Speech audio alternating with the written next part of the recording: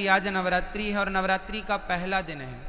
आज के दिन आपको क्या करना चाहिए, कुछ चर्चा हम आपके लिए करते हैं। जैसे आज नवरात्रि है तो आप सभी को आज घर में दीपक जलाकर पूजा करनी चाहिए।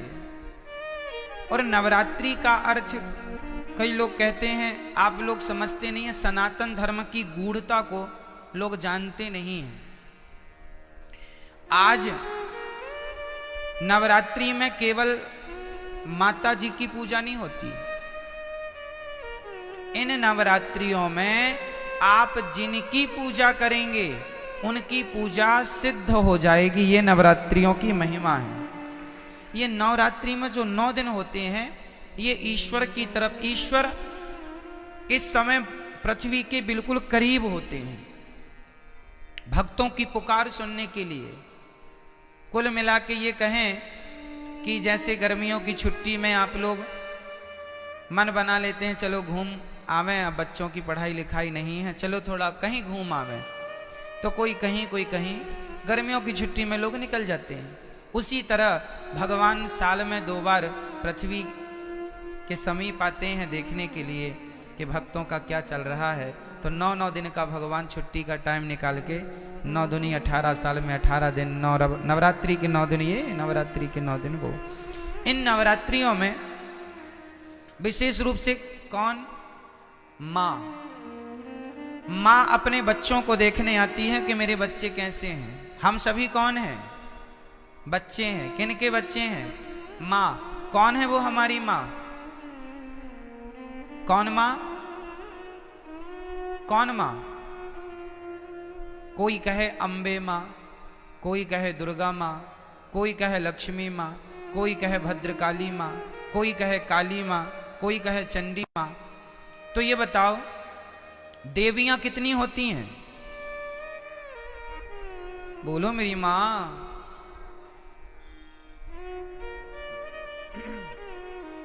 देवियां 9 नहीं होती मेरी माँ, और ना 10 होती। फिर तो 52 शक्ति पीठ हैं, तो 9 ये गिन लो, फिर 52 वो भी गिनो। कामाख्या माता अलग है, ज्वाला माता अलग है, केला माता अलग है, शारदा अलग है। नवरात्रि में 9 में शारदा थोड़ी आती है, 9 में कामाख्या माता थोड़ी आती है। तो फिर 52 वो गिन लो और 9 ये गिन लो, तो फिर ये सब कोई गणना नहीं है। गिनती क्या है वो हम आपको नवरात्रि की सच्चाई आपको बताएंगे। एक्चुअली हमारी माता एक ही माता है, एक ही माता है। कौन सी माता, हमारी सबकी एक ही माता है, जिन माता का नाम है लक्ष्मी माता। उन्हीं लक्ष्मी माता का एक नाम है दुर्गा। जैसे पानी और नीर और जल, कितने नाम हो गए, 3 नाम हो गए, नाम 3 हो गए, पर बात एक ही है, तत्व एक ही है। आप कहेंगे पुष्प, सुमन, फूल, एक ही ना बात है, क्यों जी, सही है। जैसे किसी एक वस्तु के पर्याय अलग होते हैं, पर्यायवाची हैं ये। आकाश को हम गगन भी कहते हैं, आकाश भी कहते हैं, अंबर भी कहते हैं, बहुत सारे पर्यायवाची मिल जाएंगे आपको। उसी प्रकार जैसे पुष्प के अनेक पर्यायवाची हो सकते हैं और होते हैं, सूर्य के अलग पर्यायवाची होते हैं, सूर्य है, भास्कर है, आदित्य है ना, भौमाय न भौम है, सब सूर्य भगवान के नाम हैं। जैसे सूर्य भगवान के 12 नाम हैं, जैसे पुष्प के अनेक नाम हैं, उसी प्रकार से देवी एक है, माता भगवती लक्ष्मी। उन लक्ष्मी को कोई दुर्गा कहता है, कोई भद्रकाली कहता। प्रथमम शैलपुत्री चा, आज शैलपुत्री की पूजा होती। शैलपुत्री मतलब माता पार्वती। शैल मतलब पत्थर की बेटी अर्थात हिमालय की बेटी। प्रथमम शैलपुत्री चा द्वितीयम ब्रह्मचारिणी, कल ब्रह्मचारिणी मैया की पूजा होगी। ये ब्रह्मचारिणी मैया कौन है? कल दूसरे नंबर पर जो ब्रह्मचारिणी मैया है वो मैया है वैष्णवी मैया, जो ब्रह्मचारी रूप में आज भी ब्रह्मचारी है ना माता जी, विवाह नहीं हुआ उनका। प्रथमम वैष्णव माता जी ब्रह्मचारी रूप में है। तो पहली पूजा पार्वती माँ से स्टार्ट होती है और दूसरी पूजा, तो देखो चाहे आप शैलपुत्री कहो या ब्रह्मचारिणी कहो, तत्व एक ही है। वो एक ही तत्व है, लक्ष्मी तत्व। भाई ये बताओ, आपकी बेटी को क्या कहते हैं आप? बोलो। बेटी नहीं कहते आप कहते हैं हमारे घर लक्ष्मी आई है। हाँ या ना? अच्छा, आप अपनी बेटी को लक्ष्मी कहते हैं, तो आप लोग अपनी बेटी को क्या कहते हैं? आप भी अपनी बेटी को लक्ष्मी। मतलब इस धरती में चाहे बेटी हो, अरे हमारे भारत में बहुओं को भी लक्ष्मी कहा जाता है। जब घर में बहू आती है तो हमारे यहाँ कहते लक्ष्मी के पांव पड़ते ही घर में सब मंगल हुआ है। क्यों?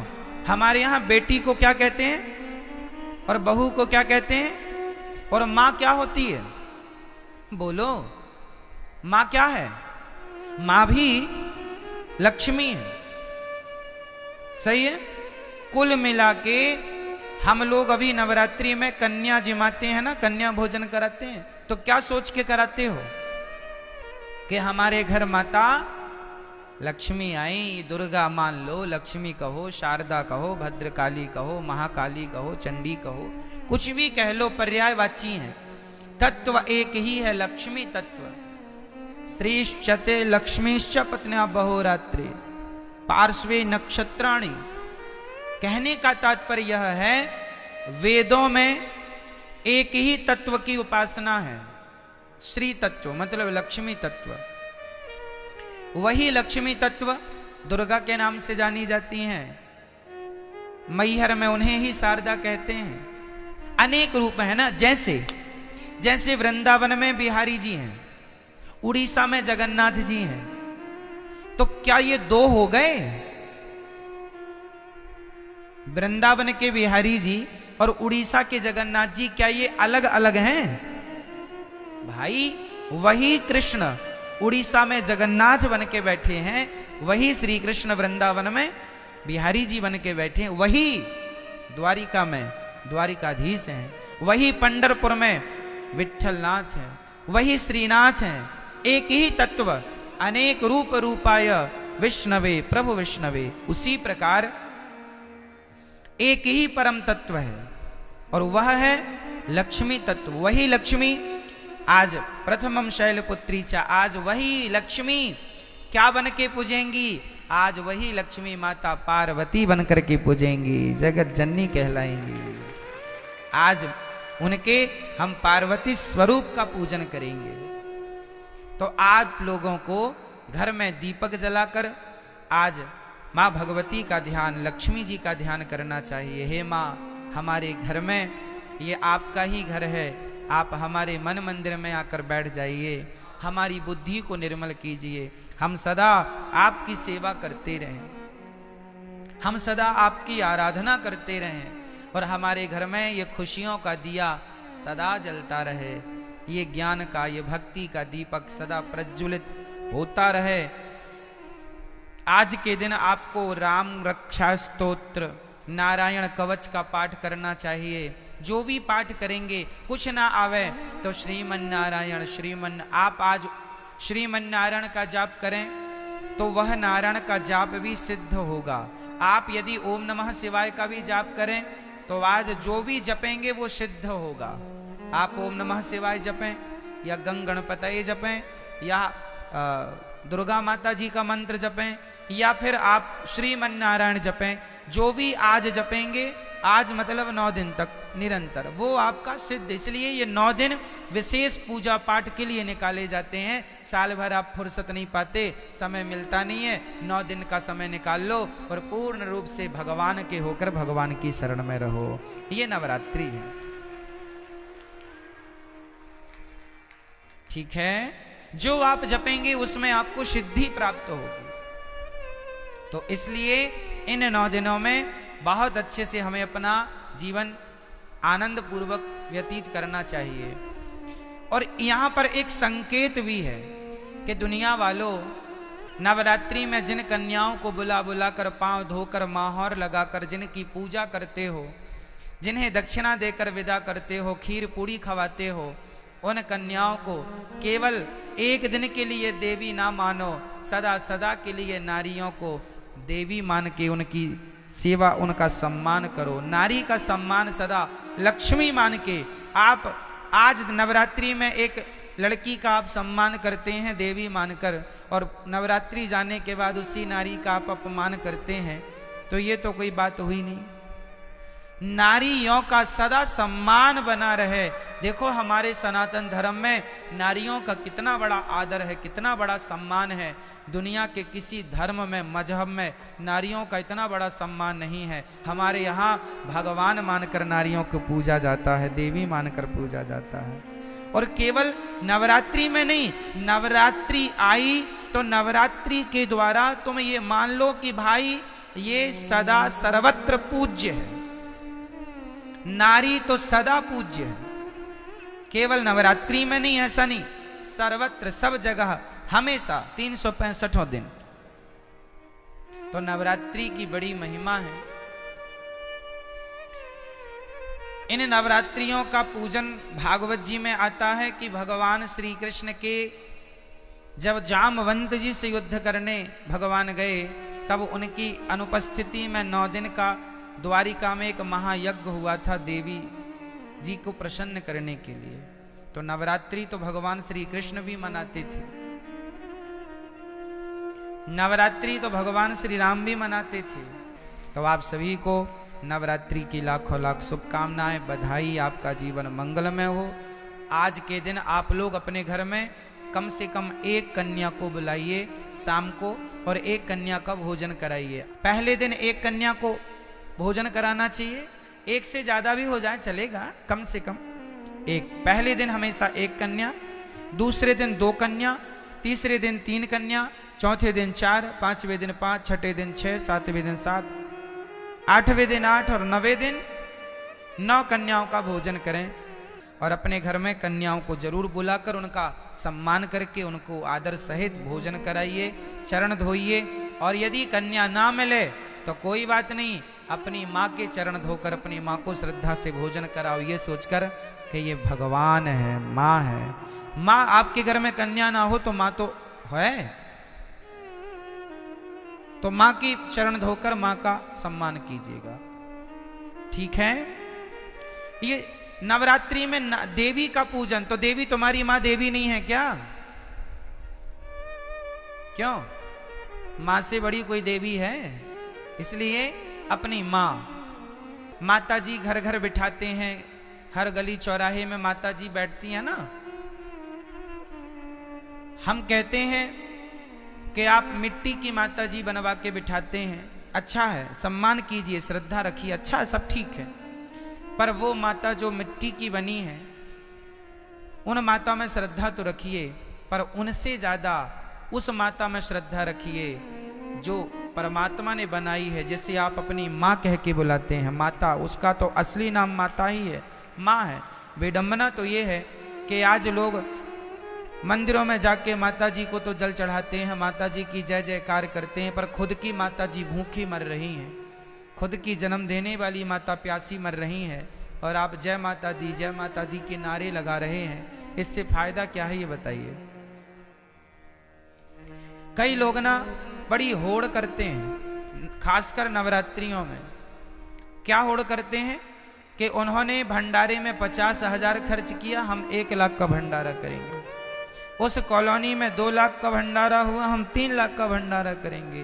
क्या होगा, इससे तुम देवी को खुश कर लोगे? अरे ये ना देखो कि भंडारा कितना बड़ा करना है। ठीक है, जरूरतमंदों को भोजन कराना जरूरी है, ठीक है, कराना चाहिए, अन्नदान श्रेष्ठ दान है।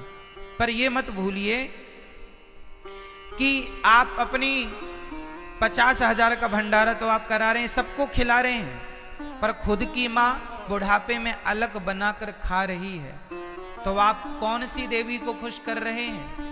क्या आपके इस व्यवहार से आपकी खुद की माँ भूखी मर रही है और आप सबको भरपेट भोजन कराएं, क्या आपके इस व्यवहार से माँ भगवती प्रसन्न हो जाएगी? इसका विशेष ध्यान रखना चाहिए। और हम सभी को इंसानों को भगवान मानना चाहिए। किसको भगवान मानना चाहिए? हमारी माँ भगवान है, हमारे पिता भगवान है, हमारे पति भगवान है, हमारे गुरु भगवान है, हमारे अतिथि भगवान है। जो इनमें भगवान का दर्शन कर लेगा वो फिर पत्थरों में भी ईश्वर का दर्शन कर लेगा। जो इंसानों में ना कर पाया वो पत्थर कभी नहीं पूजता रहे, झूठा पूज रहा है, झूठे ही है ना। कबीर जी लिखते हैं कि पाहन पूजे हरि मिले, पाहन मीन्स पत्थर होता, पाहन पूजे हरि मिले, तो मैं पूजू पहाड़, तासे तो चक्की भली, जो पीस खाए संसार। पत्थर ही पूजना है तो तुम्हारी चक्की भी पत्थर की होती है, उसी को पूज लो, क्योंकि वो तो कम से कम तुम्हें आटा देती है पीस के। पत्थर ही पूजने हैं तो चक्की को क्यों नहीं पूजते? तो पत्थर पूजने की बातें नहीं है हमारे सनातन धर्म में। हमारे यहां मंदिर बाद में बने हैं। सनातन धर्म की गहराइयों को समझना पड़ेगा। कई लोग कहते हैं सनातन धर्म में तो पत्थर की पूजा होती है। ना जी, हमारे यहां पत्थर की पूजा नहीं होती। किसकी पूजा होती है वो मैं आपको आज स्पष्ट कर देता हूं। सुनो, हमारे वेद कहते हैं, पहला वाक्य है मातृदेवो भव, पितृदेवो भव, आचार्य देवो भव, अतिथि देवो भव। ये 4 वाक्य वेद का पहला मंत्र है। ये वेद यहां से शुरू होते हैं। पहली आज्ञा वेदों की क्या है? मातृदेवो भव, मां को भगवान मानकर सेवा करो, ये वेदों की पहली आज्ञा है। पिता को भगवान मानकर उनकी सेवा करो, ये वेद की दूसरी आज्ञा है। अतिथि को भगवान मानकर सेवा करो, ये तीसरी आज्ञा है। और गुरु को भगवान मानकर सेवा करो, ये चौथी आज्ञा है। अब सोचो, ध्यान से समझना, जो